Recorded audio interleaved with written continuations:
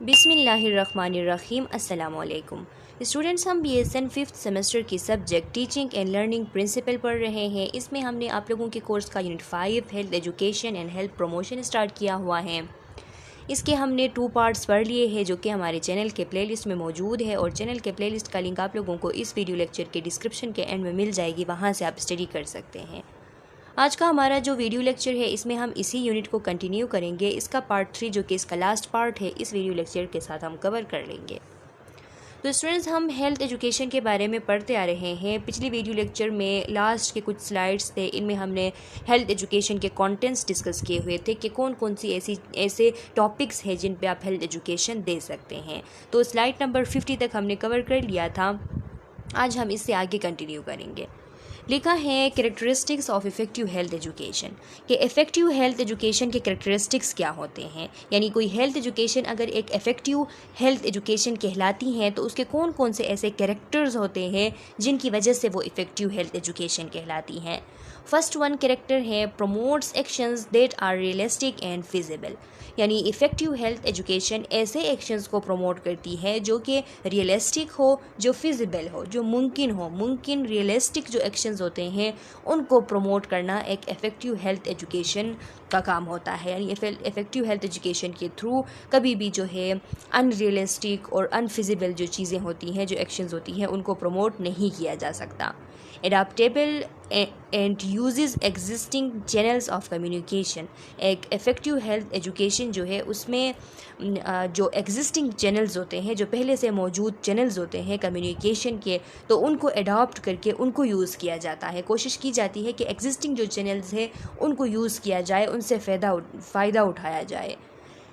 entertaining and attract community attention in very clear simple language, अब जो effective health education होती है तो वो कम्युनिटी के अटेंशन जो है उसको अपनी तरफ खींचती है, उसको अट्रैक्ट करती है। लोगों को इस तरह सिंपल क्लियर लैंग्वेज में वो इफ़ेक्टिव हेल्थ एजुकेशन समझाई जाती हैं। जो इफ़ेक्टिव हेल्थ एजुकेशन जो एजुकेटर दे रहा होता है तो वो एजुकेटर भी एक बहुत ही अच्छा एजुकेटर होता है, एक इफ़ेक्टिव एजुकेटर होता है जो कि कुछ ऐसे तरीके अपनाता है, कुछ ऐसी क्लियर सिंपल लैंग्वेज अपनाता है कि उसके थ्रू कम्युनिटी के लोग अट्रैक्ट भी होते हैं, उनकी अटेंशन भी गेन हो जाती है और वो इससे इंटरटेनमेंट भी लेते हैं, वो इससे खुश होते हैं, खुशी से वो सुनते हैं। provides opportunity for dialogue and discussion to allow learner participation and feedback। Effective health education में क्या होता है कि जो लोग होते हैं, जो लर्नर्स होते हैं, तो उनको अपॉर्चुनिटी दी जाती है डायलॉग के लिए, डिस्कशन के लिए, उनको मौका दिया जाता है ताकि उनकी पार्टिसिपेशन हो, और फिर उनको फीडबैक भी दी जाती है ताकि वो उस फीडबैक को देख के उनकी रीइंफोर्समेंट हो जाए, वो मज़ीद जो है अच्छे तरीके से पार्टिसिपेट करें। uses demonstrations to show the benefits of adopting practices, जो हेल्थ प्रैक्टिसेस सिखाए जा रहे हैं उन हेल्थ प्रैक्टिसेस को अडॉप्ट करने से जो जो बेनिफिट्स होती है तो उनको भी डिमोनिस्ट्रेट करके दिखाया जाता है while doing an effective health education। Why health education, health education क्यों चाहिए, क्यों ज़रूरी है हेल्थ एजुकेशन किस लिए है। तो लिखा है most of world's major health problems and premature deaths are preventable through changes in behaviour and transforming them into effective action. इस दुनिया में मोस्ट जो हेल्थ प्रॉब्लम्स है, जो मेजर हेल्थ प्रॉब्लम्स है, बड़े बड़े जो सेहत के मसले हैं, और जो प्रीमेच्योर डेथ्स है, यानी प्रीमेच्योर डेथ कहा जाता है कि एक लोग जो है वो जवानी में ही मर जाते हैं, वो अपनी जो है बुढ़ापा उनका नहीं आता, जवानी में ही मर जाते हैं किसी ख़तरनाक किस्म की बीमारी की वजह से। तो ऐसे जो मेजर हेल्थ प्रॉब्लम्स है और इस तरीके के जो प्रीमेच्योर डेथ्स है तो वो प्रिवेंट किए जा सकते हैं अगर बिहेवियर में चेंज लाया जाए, और अगर उन बिहेवियर में जो चेंजेस लाए जाते हैं उन चेंजेस को ट्रांसफॉर्म करके इफ़ेक्टिव एक्शंस में लाया जाए, यानी बिहेवियर चेंज करके और फिर उस बिहेवियर चेंज के थ्रू ऐसे एक्शंस किए जाए जो कि हेल्थ को प्रमोट कर सके, जो कि ऐसे काम करवाए लोगों से जिनके थ्रू उनको फ़ायदा हो, उनका सेहत अच्छा हो और उनको डिज़ीज़ वगैरह, इलनेसेस वगैरह से वो आदतें, वो बिहेवियर दूर ले जाए। तो अगर ऐसा हो जाए तो फिर जो जो है वो ऐसे मेजर हेल्थ प्रॉब्लम्स और प्री मेच्योर डेथ्स जो है वो प्रिवेंट हो सकते हैं। और ऐसा बिहेवियर और ऐसे एक्शंस कहाँ से आते हैं? हेल्थ एजुकेशन के थ्रू आते हैं। हेल्थ एजुकेशन ही एक ऐसी वाहिद टूल है जिसके थ्रू बिहेवियर चेंज की जा सकती है, बिहेवियर चेंज पॉसिबल है। हेल्थ एजुकेटर कौन होता है? वो लोग जो हेल्थ एजुकेशन देते हैं वो कौन लोग होते हैं? पर्सनल ऑफ हेल्थ सर्विसेज में जितने भी लोग हैं तो वो एज ए हेल्थ एजुकेटर काम कर सकते हैं। Medical student, nursing and social workers, जो सोशल वर्क वाले लोग होते हैं, मेडिकल स्टूडेंट्स होते हैं, नर्सिंग स्टूडेंट्स होते हैं, ये सारे लोग ये एज ए हेल्थ एजुकेटर हो सकते हैं। स्कूल पर्सनल हो सकते हैं यानी टीचर्स वगैरह, वो भी हेल्थ एजुकेशन दे सकते हैं। कम्युनिटी लीडर्स हो सकते हैं और कम्युनिटी में जो इन्फ्लुएंशियल लोग होते हैं, जो लोगों को इन्फ्लुएंस करते हैं, ऐसे लोग जो लोगों को मुतासिर करते हैं, कम्युनिटी के लोग जो होते हैं वो उनको देख के मुतासिर होते हैं, तो ऐसे लोग हेल्थ एजुकेशन दे सकते हैं। रिक्वायरमेंट्स क्या होती हैं हेल्थ एजुकेटर के लिए? तो हेल्थ एजुकेटर की जो पर्सनैलिटी है वो पॉपुलर हो, वो बंदा जो हेल्थ एजुकेशन दे रहा हो वो इन्फ्लुएंशियल हो, वो लोगों को मुतासिर करे, लोग उसको देख के उससे मुतासिर हो, और ऐसा बंदा हेल्थ एजुकेटर हो सकता है। उसके लिए रिक्वायरमेंट यही है कि उसके पर्सनैलिटी में वर्क के लिए इंटरेस्ट हो, उसको उस काम में इंटरेस्ट हो, बहुत ज़्यादा दिलचस्पी से वो काम करे, तो वही एक अच्छा वाला हेल्थ एजुकेटर बन सकता है। Efficiency, trend and prepared for the job, और वो इफ़िशियंटली अच्छे तरीके से, उसकी जो इफ़िशियंसी है, उसकी जो कारकिर्दगी है वो ट्रेंड हो, सही तरीके से उसको ट्रेनिंग दी गई हो और वो उस जॉब के लिए सही तरीके से प्रिपेयर हो। मस्ट शो गुड एग्जाम्पल्स, वो ऐसा बंदा हो जो कि गुड एग्जाम्पल्स शो कर सके, रियल लाइफ सिचुएशन बयान कर सके, तो वो ही हेल्थ एजुकेटर हो सकता है। तो स्टूडेंट्स, यहाँ पे जो चीज़ें, जो रिक्वायरमेंट दी गई है हेल्थ एजुकेटर के लिए, वो भी आपने याद रखनी है, आपसे MCQs में पूछा जा सकता है। और हेल्थ एजुकेटर कौन कौन हो सकते हैं, तो वो भी आपने याद रखनी है कि कौन कौन हेल्थ एजुकेटर हो सकते हैं। फंक्शंस ऑफ हेल्थ एजुकेटर्स, जो हेल्थ एजुकेटर्स होते हैं उनके फंक्शंस क्या हैं? Understands problem of people of community, first one तो ये कि सबसे ज़रूरी कि एक हेल्थ एजुकेटर का फंक्शन ये है, उसका रोल ये है कि वो कम्युनिटी के प्रॉब्लम्स को अंडरस्टैंड कर सके, वो समझ जाए कि जिस कम्युनिटी को वो हेल्थ एजुकेशन देने वाला है उस कम्युनिटी के हेल्थ प्रॉब्लम्स क्या हैं। To select what people should learn, वो सिलेक्ट कर सके कि लोगों को क्या क्या सीखना है, किस तरीके से सीखना है, वो ये मालूम कर सके कि लोगों को कौन सा चीज़ जो है, कौन सा टॉपिक जो है वो सीखने की ज़रूरत है। To provide information for teaching people, और उसके पास, उसका फंक्शन ये है कि उसके पास इंफॉर्मेशन होने चाहिए लोगों को सिखाने के लिए, उसके ख़ुद के साथ बहुत सारे जो है इंफॉर्मेशंस होने चाहिए, वैरायटी ऑफ इंफॉर्मेशंस होने चाहिए उस टॉपिक से रिलेटेड जिस टॉपिक को वो समझाने वाला है। To make sure all health messages are correct, ये उसका फंक्शन है, हेल्थ एजुकेटर का फंक्शन ये है कि वो जो जितने भी हेल्थ मैसेजेस देने वाला है वो सारे मैसेजेस करेक्ट हो, वो इस बात को यकीनी बनाए, साइंटिफिक बेस्ड हो और करेक्ट हो, उसमें किसी किस्म का कोई भी जो है अनकरेक्टनेस मौजूद नहीं हो। To provide teaching materials properly, उसका फंक्शन ये है कि वो जितने भी जो टीचिंग मटेरियल्स है तो उनको सही तरीके से प्रोवाइड कर सके, प्रॉपरली प्रोवाइड कर सके। To make easier the process of learning, वो इस एबल हो कि प्रोसेस ऑफ लर्निंग को वो ईजी बना सके। टू इनकरेज पीपल, उसमें ये एबिलिटी हो कि वो लोगों को इनकरेज करे। To give opportunity for audience to ask question, health educator का ये फंक्शन होता है कि वो ऑडियंस को अपॉर्चुनिटी दे, उनको मौका दे कि वो क्वेश्चंस कर सके। To give complete answer to people questions, और वो लोग, वो ऑडियंस जब क्वेश्चन करे तो उनके क्वेश्चन का कंप्लीट आंसर देता हो। हेल्थ एजुकेटर का ये फंक्शन होता है कि वो सही तरीके से जो भी क्वेश्चन उससे पूछा जाए तो उन क्वेश्चन का कंप्लीट आंसर दे सके, इतना नॉलेज उसने पहले ख़ुद अपने माइंड में सेट करनी होती है। To give opportunity for discussion on new options among themselves, और वो लोगों को अपॉर्चुनिटी दे, उनको मौका दे ऑडियंस को कि वो न्यू ऑप्शंस जो है आपस में डिस्कस कर सके, जितने भी न्यू ऑप्शंस जो वो सीख रहे हैं तो उनको आपस में डिस्कस करने का भी मौका उनको दे। तो ये जितने भी हमने इस स्लाइड में पढ़े हैं स्टूडेंट्स, ये सब हेल्थ एजुकेटर के फंक्शंस होते हैं। ये आपने याद रखनी है कि कौन कौन से फंक्शंस जो है वो एक हेल्थ एजुकेटर के फंक्शंस के अंडर कैटेगरी में आते हैं। प्रैक्टिस में क्या होता है, ये जो हेल्थ एजुकेशन की जो प्रैक्टिस हम करते हैं तो ये किन किन लोगों के साथ हम कर सकते हैं, तो ये हम कहाँ कहाँ पे कर सकते हैं। फॉर एग्ज़ाम्पल इंडिविजुअल्स के साथ हम कर सकते हैं। अगर हम हेल्थ एजुकेशन प्रैक्टिस जो है वो इंडिविजुअल्स के साथ कर रहे हैं तो हम क्या करेंगे, फ़ेस टू फेस हम उनको बताएंगे चीज़ों के बारे में, स्पोकन वर्ड्स के थ्रू हम उनको बताएंगे। इसके अलावा ओकेजन ऑफ हेल्थ अप्रेजल, हम कोई मौका तलाश करेंगे। अप्रेजल कहते हैं जायज़ा लेने को, यानी हम कोई ऐसा कोई मौका आ जाए जिसमें हम हेल्थ का जायज़ा ले रहे हो, तो उस टाइम हम जो है फ़ेस टू फेस बता सकते हैं इंडिविजुअल्स को। यानी for example as a professional nurse जब आप लोग काम कर रहे होंगे और आपके पास पेशेंट्स आएंगे और उन पेशेंट्स को जब आप केयर दे रहे होंगे, तो केयर देते वक्त एज ए इंडिविजुअल आप उस पेशेंट को क्या करते हो, उस पेशेंट को उस मौके पे उस मौके पे उसको केयर प्रोवाइड करते वक्त उसको डिफरेंट काइंड के हेल्थ एजुकेशन दे सकते हो। इसके अलावा होम विज़िट्स के थ्रू आप दे सकते हो, और नर्सिस जो है वो एज ए हेल्थ विजिटर्स, ऐसे सोशल वर्कर्स जो काम करते हैं, तो उस टाइम वो इंडिविजुअल्स को हेल्थ एजुकेशन दे सकते हैं। इसके अलावा ग्रुप्स को हम हेल्थ एजुकेशन दे सकते हैं। ग्रुप्स को किस तरीके से स्कूल्स में जो लेक्चर्स दिए जाते हैं, जो लेसन्स पढ़ाए जाते हैं, तो वो एज ए मतलब ग्रुप को दिए जा सकते हैं। यानी एज ए ग्रुप प्रैक्टिस है हेल्थ एजुकेशन की, अगर स्कूल्स के अंदर लेक्चर्स दिए जाए, लेसन्स पढ़ाए जाए हेल्थ से related. Lectures in work place, for example factories के अंदर किसी वर्क प्लेस में हम अगर लेक्चर्स दे रहे हैं हेल्थ से रिलेटेड, तो वो भी एक group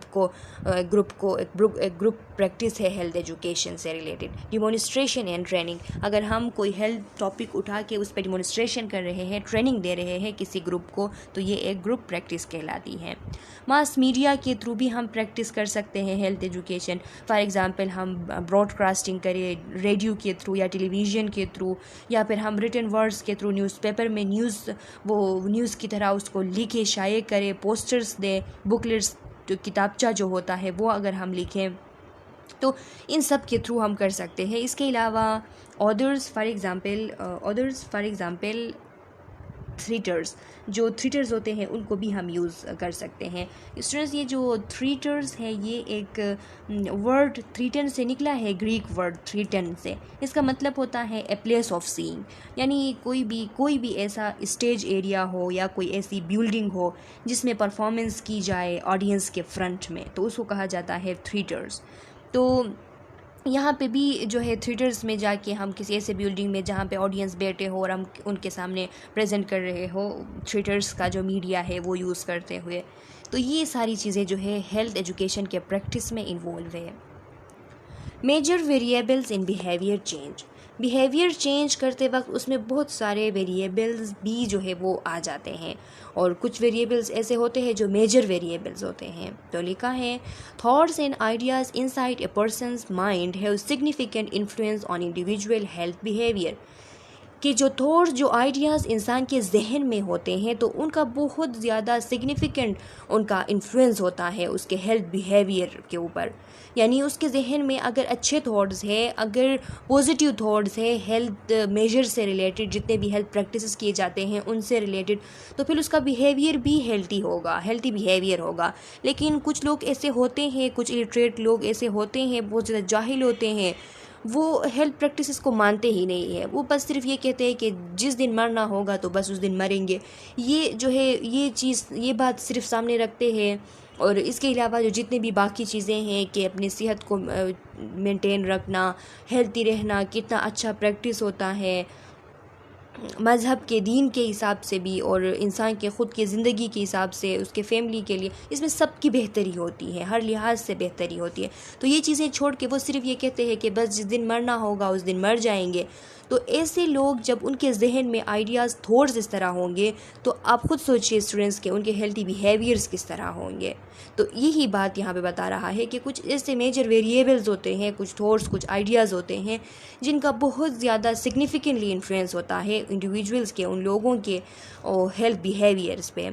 These variables interact with social and environmental factor, and it is the synergy among all these influences and operate on behavior। और ये जो इनके थॉट्स, इनके जो आइडियाज़ वगैरह इनके जहन में होते हैं, ये फिर सोशल और इन्वायरमेंटल फैक्टर जो होते हैं उनके साथ इंटरेक्ट कर जाते हैं, और जब सोशल और इन्वायरमेंटल फैक्टर्स के साथ इंटरेक्ट कर जाते हैं तो सिनर्जिज़म होती हैं, सिनर्जी होती हैं, यानी मिल के मज़ीद जो है वो एक्शन को इंक्रीज़ कर देते हैं। इसका मतलब ये है कि फ़ॉर एग्ज़ाम्पल एक बंदा जो है वो उसके जहन में हेल्थ से रिलेटेड बिल्कुल जो है पॉजिटिव थॉट्स है, पॉजिटिव आइडियाज़ है कि हेल्थी रहना जो है वो कितना अच्छा है, इसके कितने कितने बेनिफिट्स हैं, वो सब उसको मालूम है। और फिर उसका एनवायरनमेंट जो है उसमें सोशली भी उसके लिए फेवरेबल एनवायरनमेंट है और एनवायरमेंटल यानी हाइजीन वगैरह भी ठीक है, उसका एनवायरनमेंट इस तरह कोई मसला नहीं है। तो फिर क्या होगा, तो फिर ये दोनों एनवायरमेंटल और उसके सोशल फैक्टर्स और साथ में उस बंदे के ख़ुद के जो माइंड में जो उसके वेरिएबल्स वगैरह हैं, उसके जो थॉट्स है, आइडियाज़ है, वो मिल के सिनर्जिज़म करेंगे, सिनर्जी करेंगे, एक स्ट्रॉन्ग हेल्थ बिहेवियर उसमें वो डेवलप करेंगे। इसी तरह अगर थॉट्स जो है, आइडियाज़ जो है वो ठीक नहीं है, वो आइडियाज़ थॉट्स जो है जहन में बुरे हैं, तो फिर उससे क्या होगा, अगर इन्वायरमेंट में थोड़ा सा भी इन्वायरमेंटल फैक्टर में कोई अनहाइजीनिक इन्वायरमेंट इस तरह हो गया तो वो मिल के जो है सिनर्जी काज करेंगे और इससे जो है उनके जो हेल्थ बिहेवियर्स है वो ख़राब हेल्थ बिहेवियर्स होंगे, जिससे उनको बहुत ज़्यादा हेल्थ के मसले हो सकते हैं। Knowledge and intellectual acquaintance with facts, truth or principles gained by sight, experience or report। अब जो मेजर वेरिएबल्स है बिहेवियर चेंज में, उनमें से एक नॉलेज भी है कि इंसान का नॉलेज लेवल कैसा है। नॉलेज क्या होता है, नॉलेज एक इंटेलेक्चुअल एक्विटेंस है। एक्विटेंस मीन्स के एक्विजिशन है, एक ज़हानत की जो है वो हुसूल है। हम नॉलेज को कह सकते हैं कि ये एक ज़हानत की हुसूल है कि जिसमें हम बहुत सारे फैक्ट्स, ट्रूथ और बहुत सारे प्रिंसिपल्स जो है वो देख के, एक्सपीरियंस करके, रिपोर्ट्स के थ्रू हम जो है वो गेन कर लेते हैं। और फिर वो जो जितना भी नॉलेज हमने गेन किया हुआ है उस नॉलेज के मुताबिक ही हमारा बिहेवियर होता है। तो अब डिपेंड करता है कि एक इंसान कैसा नॉलेज लेता है, जैसा वो नॉलेज लेता है उसका बिहेवियर भी वैसा होगा। Skills, the ability to do something well arising from talent, training or practice। Skills की भी बात है। फॉर एग्ज़ाम्पल कि अगर एक बंदे को नॉलेज बहुत ज़्यादा अच्छे से है हेल्थ के बारे में, लेकिन उसमें स्किल्स नहीं है, वो उन नॉलेज को अपने डेली लाइफ एक्शन में परफॉर्म सही तरीके से नहीं कर पा रहा क्योंकि उसमें स्किल्स नहीं है, तो तब भी जो है वो इतना इफ़ेक्टिव नहीं होगा। तो स्किल्स क्या है, स्किल्स वो एबिलिटी है कि जिसके थ्रू हम कोई चीज़ अच्छे तरीके से करते हैं। और ये एबिलिटी, ये स्किल्स हम सीखते कहाँ से हैं, टैलेंट से ये हमारे पास आ जाती हैं, ट्रेनिंग से आ जाती हैं, प्रैक्टिस से आ जाती हैं। इसके अलावा बिलीव है, बिलीव का भी एक बहुत बड़ा रोल है कि बिहेवियर चेंज में बिलीव का बहुत ज़्यादा रोल होता है।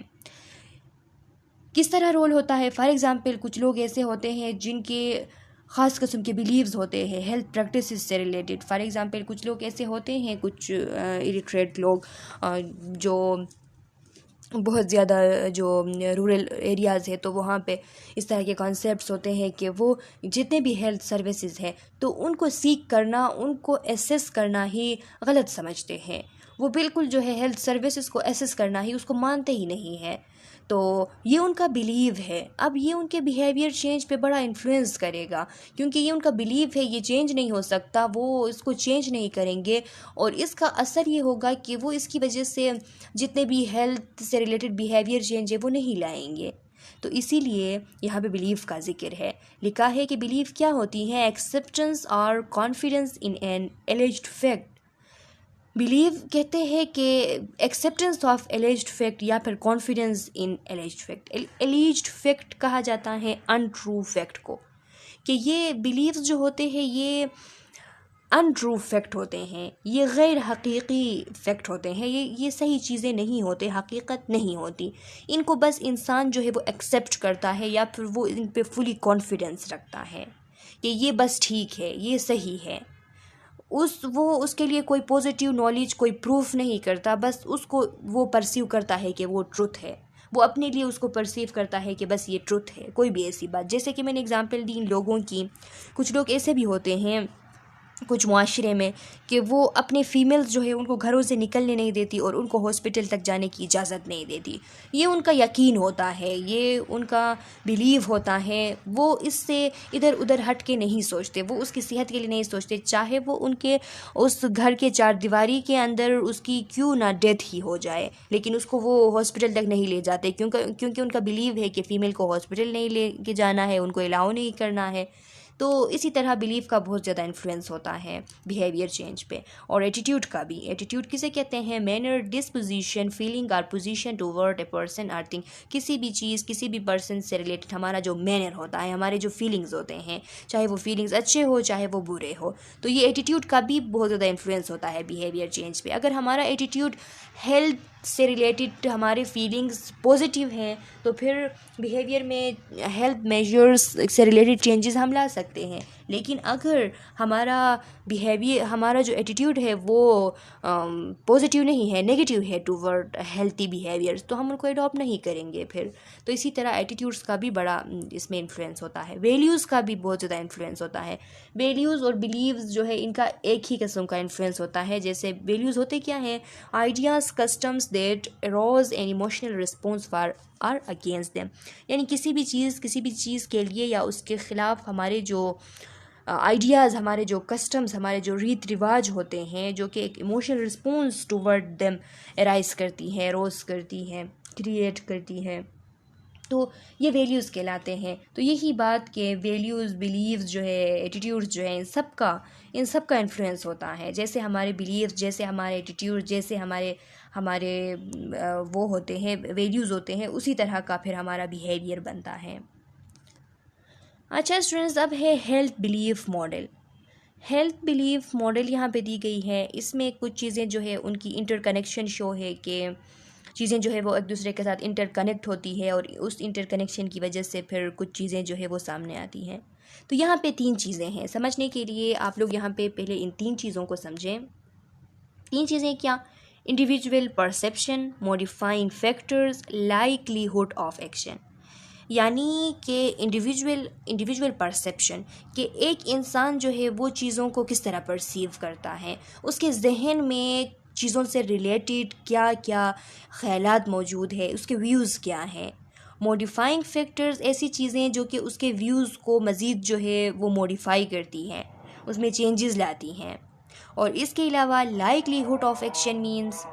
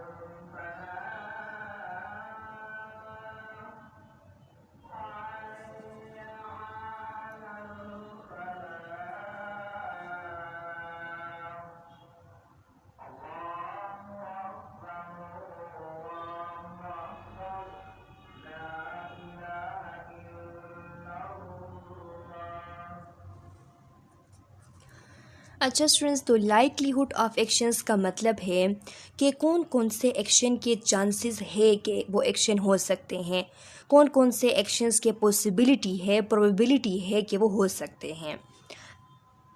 तो जो इंडिविजुअल परसेप्शन है उसके अंदर यहाँ पे दी गई हैं 2 चीज़ें, कि perceived susceptibility of disease, perceived seriousness of disease.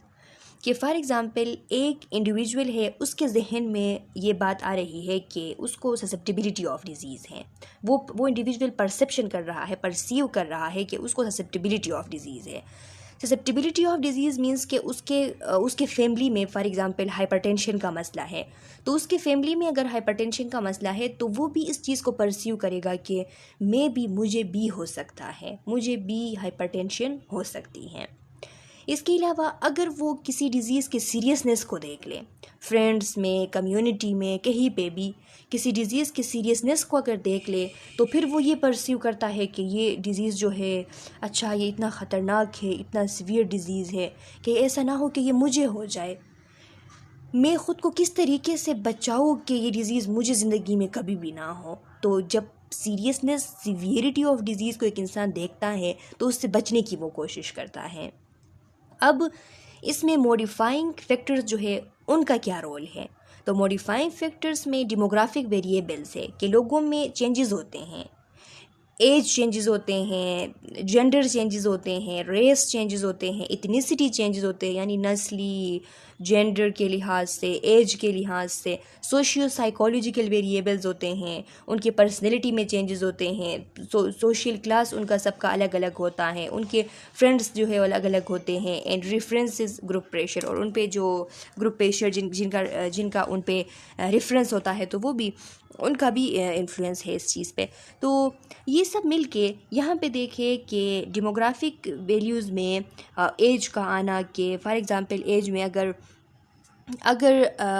Age group जो है वो बच्चे हैं तो बच्चों को कौन कौन सी तकलीफ़ जो है, कौन कौन सी डिज़ीज़ का लगने का ख़तरा ज़्यादा होता है, और बड़ों के एज ग्रुप में कौन कौन से डिजीज़ का ख़तरा ज़्यादा होता है। इसी तरह एडोलेसेंस में और एडोलेसेंस के टाइम किस किस डिज़ीज़ का ख़तरा ज़्यादा होता है। तो ये इनका इस तरीके से इन्फ्लुएंस करती है। या फिर कोई इथनिसिटी है कि उसमें हैबिचुअली कोई ऐसा नस्ल है कि उसमें हैबिचुअली कोई डिज़ीज़ पहले से प्रेजेंट है, तो ये उनको फिर उनके जहन में ये बात इन चीज़ों की वजह से मॉडिफाई होती है कि अगर मेरे नस्ल में है तो मुझ में भी हो सकता है। और इस तरह पर्सनैलिटी और इस तरह पीयर्स को देख के, सोशल क्लासेस को देख के कि अगर मेरे फ्रेंड्स में ये चीज़ है तो मुझ में भी हो सकता है। इस तरह ये सारी चीज़ें जो है इन चीज़ों को इन्फ्लुएंस करती हैं। फिर इसके अलावा फिर क्या होता है कि ये जो ससेप्टिबिलिटी, एक इंसान जो है ससेप्टिबिलिटी को परसीव करता है, सीरियसनेस को परसीव करता है, उसके जो मॉडिफाइंग फैक्टर्स है ये सब इस चीज़ को मॉडिफाई करते हैं। फिर वो परस्यूड थ्रेड ऑफ डिज़ीज़, जो थ्रेड ऑफ डिज़ीज़ है फिर वो उसको परस्यू हो जाती हैं। थ्रेड ऑफ डिज़ीज़ का मतलब ये है कि ये जो थ्रेड ऑफ डिज़ीज़ है ये रिज़ल्ट होता है परस्यूड ससेप्टिबिलिटी और परस्यूड सीरियसनेस का, कि यानी परस्यूड ससेप्टिबिलिटी और परस्यूड सीरियसनेस जो है वो डिटरमिन करती है कि टोटल थ्रेट ऑफ इलनेस कितनी है। अगर एक इंसान में, उसके फैमिली में भी कोई बीमारी रन कर रही थी और उस बीमारी की सीरियसनेस भी बहुत ज़्यादा है तो उसका परस्यूड थ्रेट भी बहुत ज़्यादा होगा अब। और फिर ये जितनी भी चीज़ें हैं ये इस तरह उनको इन्फ्लुएंस करती है, उन पे इनका असर होता है। फॉर एग्ज़ाम्पल मॉडिफाइंग फैक्टर्स में क्यूज टू एक्शन है, mass media campaigns, advice from others, reminder, post card from physician और dentist, illness of family member और ए फ्रेंड, न्यूज़पेपर और मैगजीन आर्टिकल। यानी उनको कुछ इशारे मिल जाते हैं कोई काम करने के लिए, कुछ क्यूज़ वगैरह, कोई लिंक वगैरह मिल जाती है जहाँ से वो देखते हैं तो उनको किसी डिज़ीज़ के बारे में पता चल जाता है। मास मीडिया के जो मुहिम वगैरह होते हैं वहाँ से उनको पता चल जाता है, कोई उनको एडवाइस करता है। डॉक्टर्स के दिए हुए जो पोस्ट कार्ड्स होते हैं, जो एहतियाती तदाबीर के लिए दिए हुए या फिर जो घर के लिए हिदायत के तौर पर दिए जाते हैं फिजिशियन या डेंटिस्ट या जिसके भी, तो वो जो रिमाइंडर पोस्ट कार्ड्स होती हैं तो वो उनसे उनको पता चल जाता है, कोई उनको थ्रेट जो है वो पता चल जाती है किसी डिज़ीज़ की। अगर फैमिली मेम्बर या फिर फ्रेंड्स में कोई बीमार हो, किसी को इलनेस हो तो उससे उनको ये परस्यूड थ्रेट हो जाती है किसी डिज़ीज़ की। और अगर न्यूज़पेपर, मैगजीन्स में, आर्टिकल्स में वो पढ़े तो उससे उनको एक थ्रेड ऑफ डिज़ीज़ जो है वो परसीव हो जाती हैं। तो फिर जब ये चीज़ें उसको परसीव हो जाती हैं तो उसके बाद ये जो डेमोग्राफिक वेरिएबल्स हैं तो इनकी वजह से क्या होता है, लाइकलीहुड ऑफ एक्शन क्या है इनकी वजह से, ये चीज़ें जो है वो किस तरह लाइकलीहुड ऑफ एक्शन को इन्फ्लुएंस करती हैं। तो perceived benefits of preventive action minus perceived barriers to preventive action, कि पहले तो इन सब चीज़ों का इन्फ्लुएंस इस चीज़ पे होता है कि आप समझ जाते हो कि perceived benefits of preventive action, कि अगर प्रिवेंटिव एक्शन लिए जाए तो उनके बेनिफिट्स क्या होंगे। फिर आप कोशिश करते हो कि perceived barriers to preventive action, कि जो बैरियर्स आते हैं उनको आप परसीव कर लेते हो कि मेरे ये जो मैं एक्शन लेने वाला हूँ, जो मेरे लिए बेनिफिट वाले एक्शंस है, प्रिवेंटिव एक्शन, इनके रास्ते में कौन कौन से बैरियर्स आएंगे, उनको फिर आप माइनस कर देते हो। जब उनको आप माइनस कर देते हो, यानी आप जितने भी आपकी इथनिसिटी से, आपके एज से, आपके पीयर्स से, आपके रेफरेंस ग्रुप प्रेशर्स से आपको पता चल जाता है कि कौन कौन से प्रिवेंटिव एक्शंस हैं जो कि आपके लिए बेनिफिट रखते हैं और कौन कौन से बैरियर्स हैं जो उस रास्ते में आते हैं। तो फिर आप क्या करते हो, लाइकलीहुड ऑफ एक्शन यहाँ पे ये है कि आप उन बैरियर्स को माइनस करते हो। जब माइनस करते हो, बैरियर्स पे एक्शन करके उनको ख़त्म कर देते हो, और आपको साइट में एक डिज़ीज़ की थ्रेट जो है वो भी मालूम हो जाती हैं डिफरेंट मॉडिफाइड फैक्टर्स के थ्रू, और डिफरेंट जो है वो ससेप्टिबिलिटी ऑफ डिज़ीज़ और सीरियसनेस ऑफ डिज़ीज़ जो है इनके थ्रू जो आपको एक डिज़ीज़ की थ्रेट जो है वो मालूम हो जाती है। और साइट में आप जो बेनिफिट्स हैं तो उसमें से जो बैरियर्स हैं उनको माइनस कर देते हो, तो फिर क्या होता है, likelihood of taking recommended preventive health action. तो तब जाके एक बंदा जो है वो उसके लिए पॉसिबिलिटी है, अब उसका इम्कान है, चांस है कि वो जितने भी रिकमेंडेड प्रिवेंटिव हेल्थ एक्शंस है वो करें। तो इस तरह ये हेल्थ बिलीफ मॉडल में आपको दिखाया जा रहा है कि किस तरीके से बिहेवियर चेंज होती हैं। ये आगे अब हमें यहाँ पे इसके कंपोनेंट्स जो है वो थोड़े डिटेल से बताए गए हैं, इनको पढ़ने के बाद आप लोग सही तरीके से इसको समझ जाएंगे। फर्स्ट वन जो कंपोनेंट है वो है perceived susceptibility. A family history of a certain disease like diabetes or heart disease may make the individual feel at risk. Perceived susceptibility जो होती हैं किसी भी डिज़ीज़ की, यानी किसी फैमिली हिस्ट्री में कोई एक सर्टेन डिज़ीज़ चलती आ रही है, जैसे कि डायबिटीज़ चलता आ रहा है या हार्ट डिज़ीज़ चलते आ रहे हैं, तो इनसे क्या होता है, इंडिविजुअल जो है उसको फील होता है कि वो रिस्क पे हैं। तो फिर अपने लिए वो कोई एक्शन जो है लेने के बारे में सोचता है, बिहेवियर चेंजेस करने के बारे में सोचता है, उसकी सोच पैदा होती है। इसके अलावा सेकंड वन है perceived seriousness. If the output of a disease is serious the person will be more alert as in the case of AIDS. अगर कोई ऐसा डिज़ीज़ है जिसकी रिज़ल्ट जो है वो बहुत सीरियस है, जिसकी आउटपुट जो है वो बहुत सीरियस है, बहुत ख़तरनाक किस्म की बीमारी है, तो फिर बंदा जो है वो मज़ीद मोर अलर्ट हो जाता है। जैसा कि एड्स के लिए लोग जो है वो बहुत ज़्यादा एड्स से डरते हैं, इसके लिए अलर्ट होते हैं। तो इसके बाद फिर क्या होता है, परसीव्ड थ्रेट आ जाती है। The combination of perceived susceptibility and seriousness determines the total perceived threat of illness. अगर परसीव्ड ससेप्टिबिलिटी है और अगर सीरियसनेस भी है उस डिज़ीज़ की, तो ये दोनों जब मिल जाते हैं तो इनकी कम्बिनेशन से जो टोटल थ्रेट है उस इलनेस की, जो टोटल ख़तरा है उस इलनेस की, वो बंदे को पता चल जाती हैं। For example, a person who pursues that many individuals in the community have lung cancer may not necessarily pursue a threat of the disease. अब देखिए कि एक बंदा है, उसको ये बात पता चल गई कि उसकी कम्युनिटी में कुछ लोग जो है उनको लंग कैंसर हो रही है, तो फिर वो ये समझेगा कि ज़रूरी नहीं है कि मुझे भी ये लंग डिजीज़ हो। लेकिन but if suffered individuals are smokers, अगर जो लोग सफ़र हुए हैं वो स्मोकर्स है और ये बंदा जो स्टडी कर रहा है ये भी अगर स्मोकर है, then the perceived threat of disease will likely to increase because of the combination. आप देख ले कि अब ये जो परस्यूड थ्रेट है ये इंक्रीज़ होगा क्योंकि अब कम्बिनेशन हो गई है। कम्बिनेशन इस तरह हो गई है कि एक तो उसके कम्युनिटी में लोगों को लंग कैंसर हो रही है, और दूसरा ये कि उन लोगों को हो रही है जो स्मोकर्स है, और वो बंदा जो है वो ख़ुद भी स्मोकर्स है, तो अब उसको परस्यूड थ्रेट मज़ीद ज़्यादा होगा। अब वो बहुत ज़्यादा डरेगा इस चीज़ से कि मैं इस रिस्क पे हूँ कि मुझे जो है लंग कैंसर हो सकती हैं। फिर जो मॉडिफाइंग फैक्टर्स है वो किस तरह मॉडिफाई करते हैं, तो लिखा है the following factors modify A persons perception.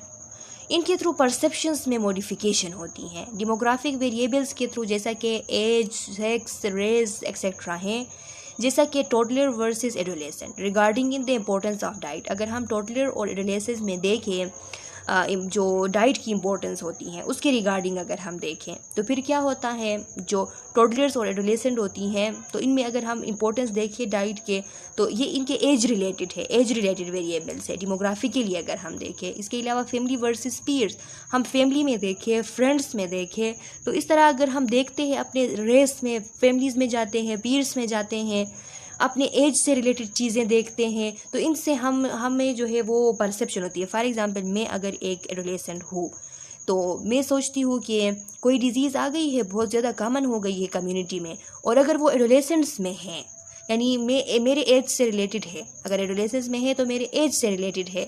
अब ये एज जो है ये मुझे जो है वो इन्फ्लुएंस करती है कि मैं अपने जहन में परसीव करूँ ये बात कि अगर ये डिज़ीज़ एडोलेसेंस को हो रही है तो मुझे भी मैं भी हो सकती हैं।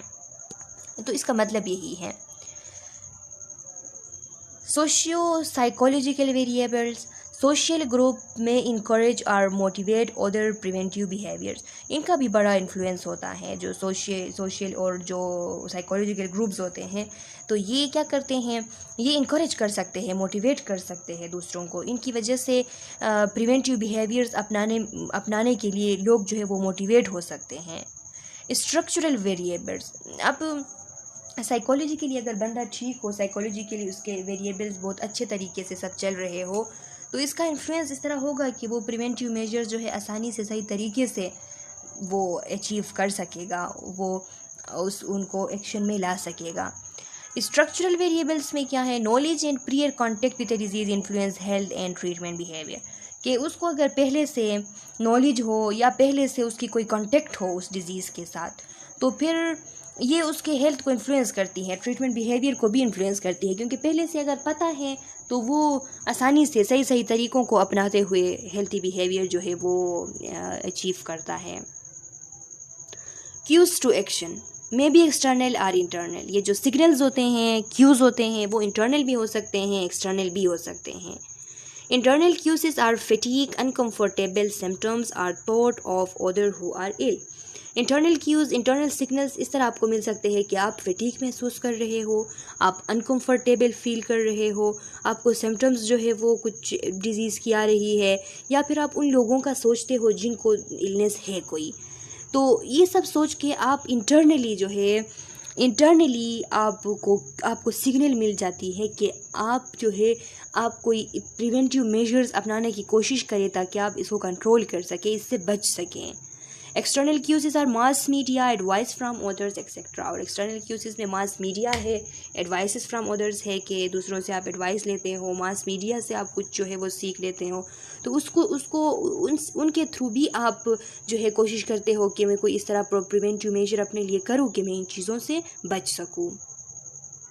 लाइकलीहुड ऑफ एक्शन, अब जो पॉसिबिलिटी है एक्शन के, जो इम्कान है, जो चांसेस है, वो क्या है।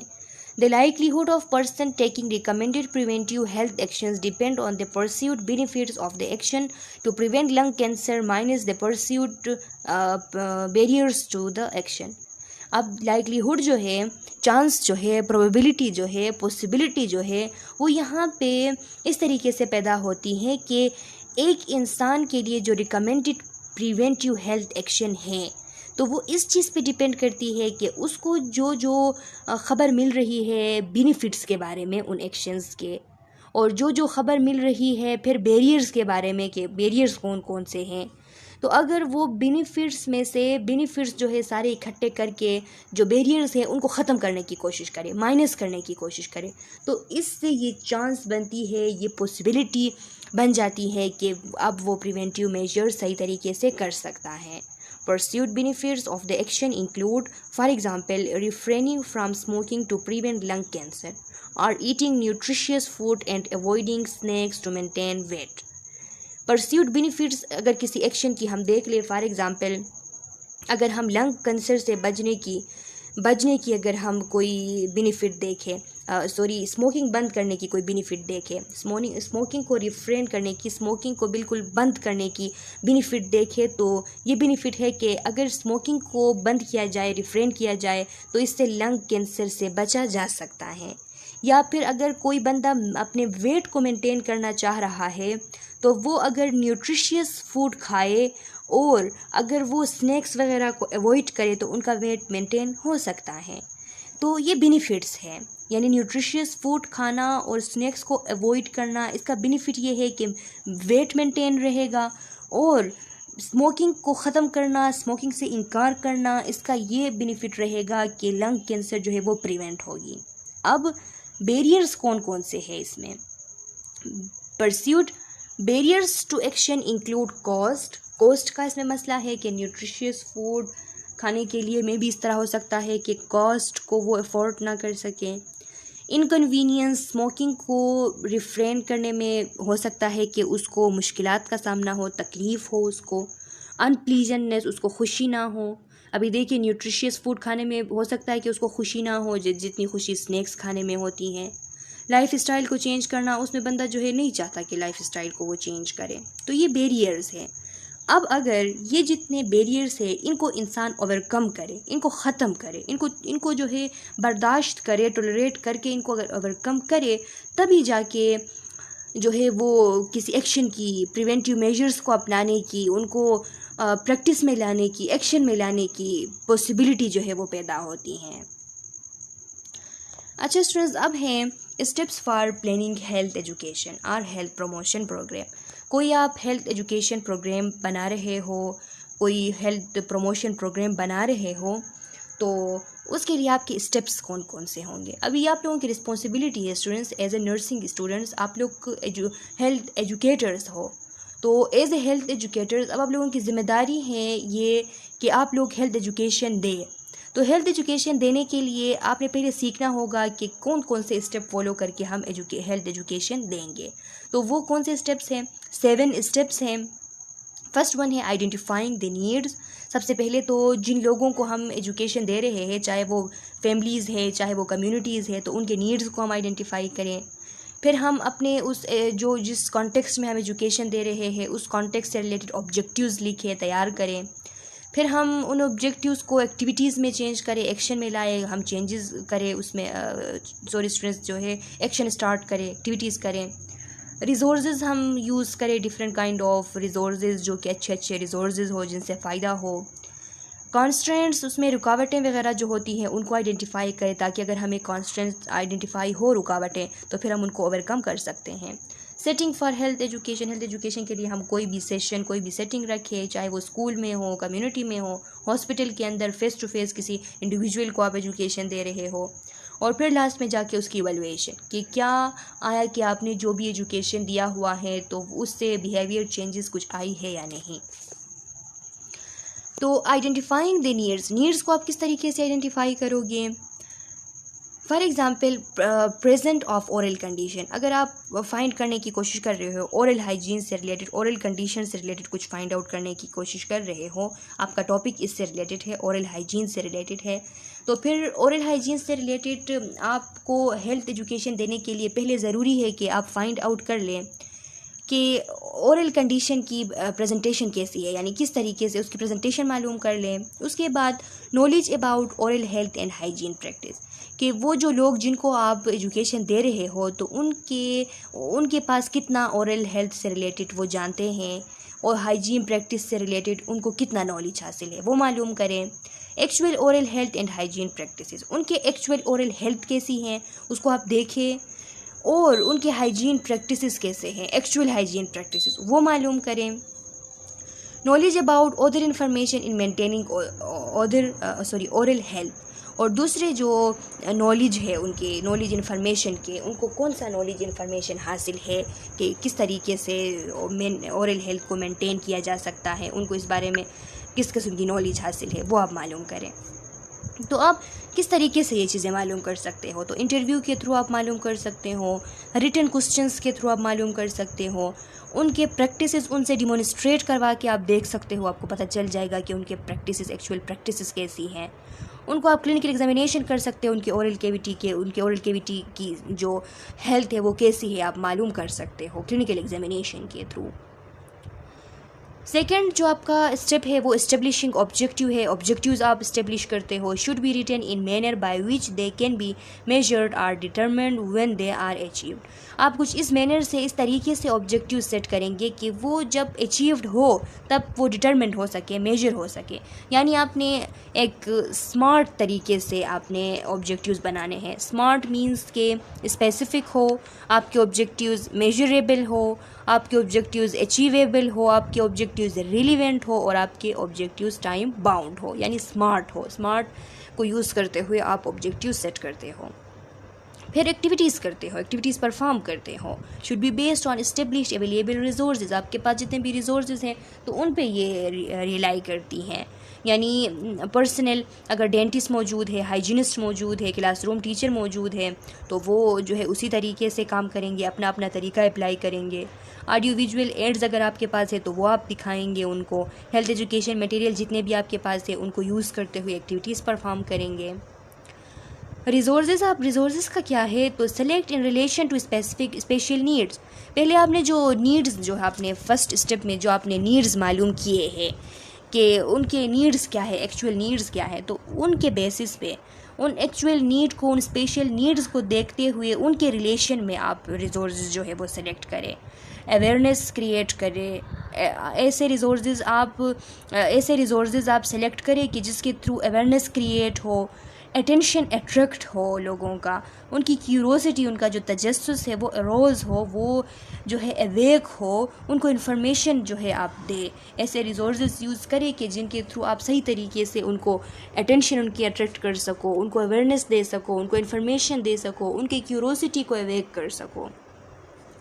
इसके बाद आप कॉन्स्ट्रेंट्स, जो रुकावटें हैं उनको आइडेंटिफाई करेंगे। Constraints are limiting factors that may stop और slow down project such as time schedule, tradition, facilities and number of targets.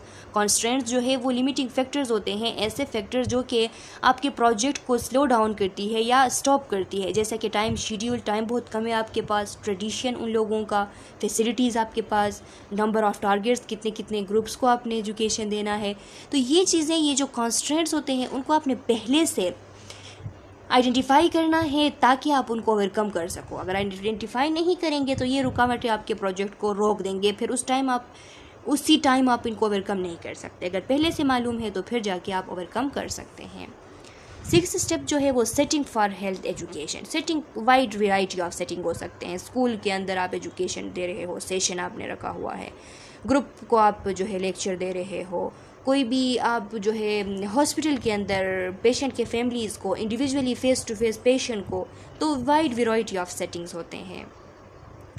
फिर इवैल्यूएशन में आप लोग क्या करते हो, measuring the effect of dental health education. For example ये टॉपिक डेंटल के यानी ओरल हाइजीन के बारे में थी, तो अब आप जो है चेक करेंगे ये एजुकेशन देने के बाद, अब आप लोग जो है वो मेजर करेंगे कि डेंटल हेल्थ एजुकेशन का क्या इफ़ेक्ट हुआ है उस पर। और एरियाज़ टू बी इवैल्यूएटेड, कौन कौन से एरियाज़ है कि जिनको आप इवैल्यूएट करेंगे, तो सबसे पहले उनका नॉलेज देखेंगे, कंप्लायंस टू इंट्रोडक्शन, वो किस तरह का ओबीडियंस शो करते हैं इंट्रोडक्शन से रिलेटेड। तो वो ओबीडियंस शो करते हैं, तामील शो करते हैं इंट्रोडक्शन से रिलेटेड, इंट्रोडक्शन करने पे, तो वो आप मालूम करेंगे।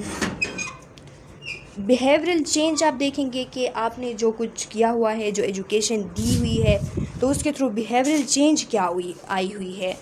तो बिहेवियर का चेंज अगर आया हुआ है तो इसका मतलब है कि आपका जो एजुकेशन है वो सक्सेसफुल रहा है। अगर बिहेवियर चेंज नहीं है तो एजुकेशन सक्सेसफुल नहीं हो सकती।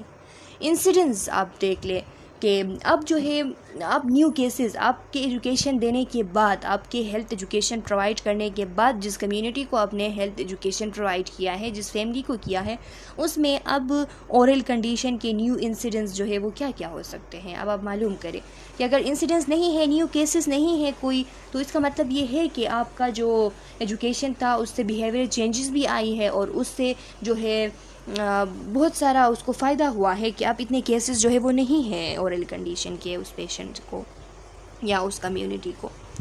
टीचिंग स्ट्रेटजीज़, यहाँ पे स्टूडेंट्स कुछ टीचिंग स्ट्रेटजीज़ लिखे गए हैं कि वाइल डूइंग टीचिंग, यानी while doing health education as a health educator आपको कौन कौन से स्ट्रेटजीज़ जो है वो अपनानी है। तो टीचिंग स्ट्रेटजी 1 जो है वो गेम्स एंड सिमुलेशंस, आप कोई भी जो है गेम्स सिमुलेशंस वगैरह यूज़ कर सकते हो, जिनके थ्रू जो है आप स्टार्ट कर सकते हो अपने अपने सेशन को। Learning based on problem solving, यानी आपका जो टीचिंग स्ट्रेटजी है वो अगर ऐसा हो कि आप कोई ऐसी लर्निंग करवा रहे हो जिसके बेसिस पे फिर प्रॉब्लम सॉल्व होंगे, यानी पहले आप उनको प्रॉब्लम बताएं कि ये प्रॉब्लम्स है, और फिर उनको बताएं कि अगर ये चीज़ें आप सीख जाते हो तो ये प्रॉब्लम सॉल्व हो सकते हैं। तो फिर लोग जो है उनका इंटरेस्ट पैदा होता है इन सब चीज़ों से। रोल प्लेइंग आप कर सकते हो, अपना प्रेजेंटेशन प्रेजेंट कर सकते हो, डिस्कशन पैनल रख सकते हो, यानी कोई ग्रुप आपने बनाया है और वो ऑडियंस बैठे हैं, उनके सामने आप जो है ग्रुप डिस्कशन कर रहे हो और वो ऑडियंस आपको सुन रहे हैं, तो ये आप कर सकते हैं। ब्रेन स्टॉर्मिंग आप कर सकते हो। ब्रेन स्टॉर्मिंग ये भी एक ग्रुप डिस्कशन होती है कि जिसमें ऐसे आइडियाज़ प्रोड्यूस होते हैं जो कि प्रॉब्लम्स को सॉल्व कर सके, तो ब्रेन स्टॉर्मिंग करवा सकते हो। केस स्टडी कर सकते हो, केस स्टडी के थ्रू आप उनको एजुकेशन दे। क्वेश्चन आंसरिंग कर सकते हो, और प्रोजेक्ट डिज़ाइन मेथड भी, यानी सही तरीके से डिज़ाइन आप करें तो फिर उससे भी आपकी ये एक टीचिंग स्ट्रेटेजी है। तो स्टूडेंट्स ये TS1 से लेके TS9 तक इनको याद रखिए कि कौन कौन से teaching strategy while doing health education involve है, इंक्लूड है, ये आपसे MCQs में पूछी जा सकती हैं। अच्छा स्टूडेंट्स, तो ये आप लोगों का जो यूनिट है, unit 5 health education and health promotion, ये कंप्लीट हो चुका है। मैं उम्मीद करती हूँ कि ये चैप्टर आप लोगों को अच्छे तरीके से समझ आ गई है। फिर भी कोई क्वेश्चन, कोई कन्फ्यूजन है तो कमेंट सेक्शन में अपना क्वेश्चन डाल लें। मैं नेक्स्ट वीडियो लेक्चर में आप लोगों के क्वेश्चन का आंसर करूँगी जब कोई न्यू यूनिट्स आप लोगों को पढ़ाऊँगी। तब तक के लिए अल्लाह हाफिज़।